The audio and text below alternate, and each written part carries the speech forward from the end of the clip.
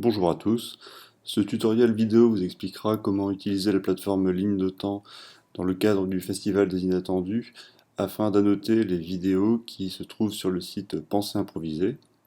Vous avez sans doute remarqué que sous certaines vidéos se trouvaient des petits rectangles d'information. Nous allons vous présenter ici comment vous pouvez vous-même ajouter ce genre d'annotation à l'aide de la plateforme Ligne de temps. Cette plateforme en ligne a été développée par l'IRI, Institut de recherche et d'innovation du Centre Pompidou, afin de permettre l'annotation de films. Aujourd'hui, elle est utilisée pour l'annotation de n'importe quel type d'objet temporel en ligne, cours, séminaires, morceaux de musique, reportages, etc.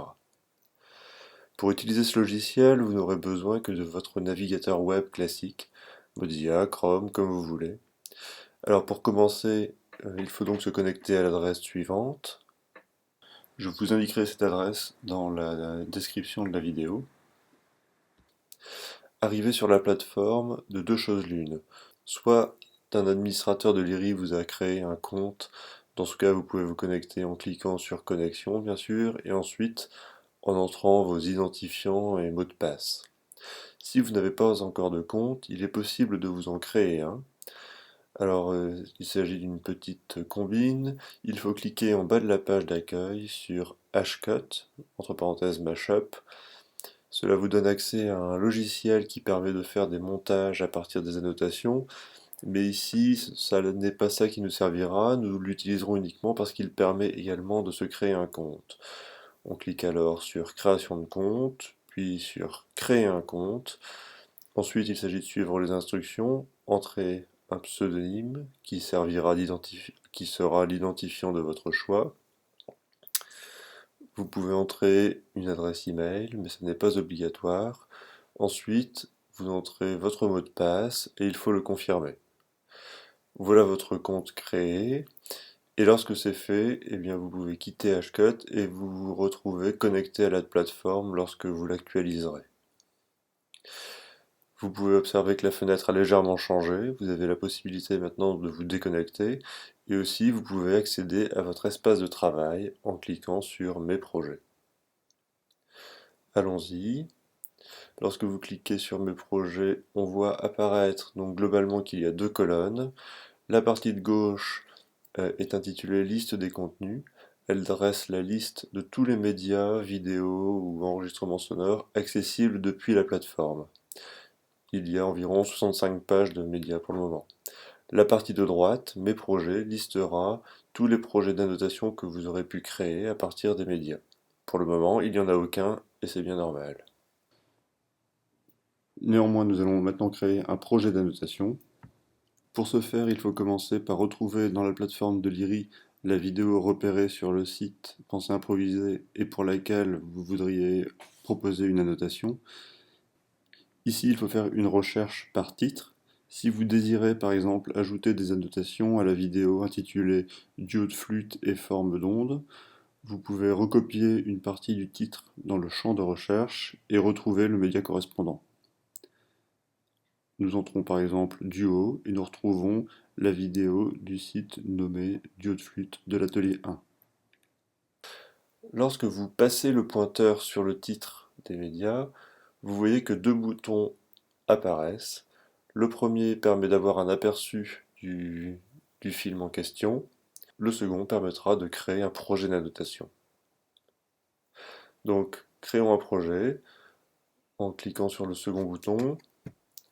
On lui donnera un titre. En général, je lui donne le même titre que le média et j'ajoute mon nom, mais rien n'est obligatoire dans ce domaine.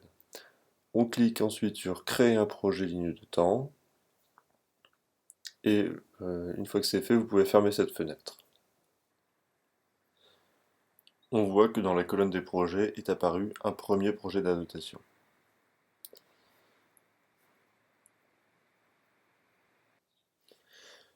Lorsque vous passerez le pointeur de votre souris sur ce nouveau projet d'annotation, vous voyez quatre boutons apparaître.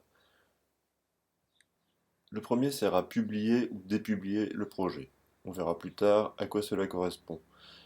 Le second sert à ouvrir le lecteur des métadonnées. Nous vous présenterons son usage dans un prochain tutoriel. Le troisième bouton servira à dupliquer le projet, ceci pour obtenir des versions différentes d'un même travail. Le quatrième bouton vous permettra enfin d'ouvrir le projet sous ligne de temps et de commencer le travail. À l'ouverture, vous pourrez lire les informations sur votre projet et éventuellement lancer la lecture de votre média. Ensuite, la première chose à faire est de créer un découpage ou une ligne de temps. Pour ce faire, vous cliquez sur l'onglet Découpage et le bouton Nouveau découpage. La ligne de temps apparaît, elle comporte un certain nombre de boutons qui permettent de créer un segment, de poser un marqueur, d'en changer la couleur ou de supprimer l'élément sélectionné. Par ailleurs, on peut également ensuite scinder des segments ou travailler avec des segments collés. Pour annoter un passage, on commence par ouvrir un segment, déplacer le curseur et puis on peut ensuite fermer le segment afin de le créer. Une fois celui-ci créé, on lui donne un titre, on indique une description plus longue, on peut lui ajouter des tags afin qu'il soit utilisé par un moteur de recherche. Pour supprimer un élément, il suffit de le sélectionner et de cliquer sur la poubelle, bien sûr. Une chose importante pour la notation, c'est que vous pouvez zoomer dans la ligne de temps en déplaçant par exemple les extrémités de l'ascenseur ou en utilisant les boutons sur votre gauche. C'est intéressant lorsque l'on a à annoter un fichier d'une longue durée, par exemple plusieurs heures. Lors de votre annotation, il est conseillé d'enregistrer régulièrement votre travail. Pour cela, il faut fermer le découpage, ensuite cliquer classiquement sur Fichier et Enregistrer. Si vous ne fermez pas le découpage, la sauvegarde ne sera pas effective.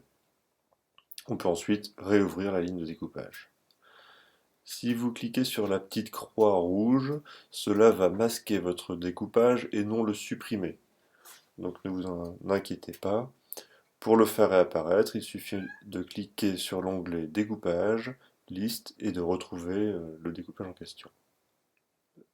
Si vous voulez réellement supprimer un découpage, c'est un peu caché, il faut fermer le découpage en question, cliquer sur son titre, puis sur l'onglet Information et enfin la petite poubelle. Vous pouvez créer autant de découpages que vous le désirez.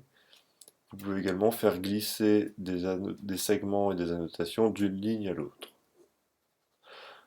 Là, vous avez vu l'essentiel des outils qui permettent d'annoter un média. Je vous laisse découvrir le reste par vous-même. Donc on va enregistrer notre travail et quitter ligne de temps. Lorsqu'on a fini de reporter les annotations que l'on a jugées les plus pertinentes, il est possible de publier le projet afin de les partager avec la communauté des annotateurs. Cela s'effectue en cliquant sur le petit sens interdit. Alors à quoi sert-il de publier ces notes? Eh bien nous espérons que diverses personnes pourront annoter les enregistrements que nous avons réalisés pendant les ateliers d'improvisation. Une fois que ce travail est effectué, nous pouvons réunir sur un même lecteur les différentes lignes de temps qui auront été réalisées et ainsi comparer les points de vue qui auront été émis sur les enregistrements des ateliers inattendus. Il est possible de modifier un projet qui a été publié, mais il faudra au préalable le dépublier. Voilà, donc vous savez l'essentiel de ce qu'il faut connaître pour commencer à travailler sous ligne de temps. N'hésitez pas à me transmettre d'éventuelles questions en fonction des problèmes que vous rencontrerez. Et à bientôt pour un nouveau tutoriel qui vous présentera d'autres fonctionnalités de la plateforme Ligne de temps.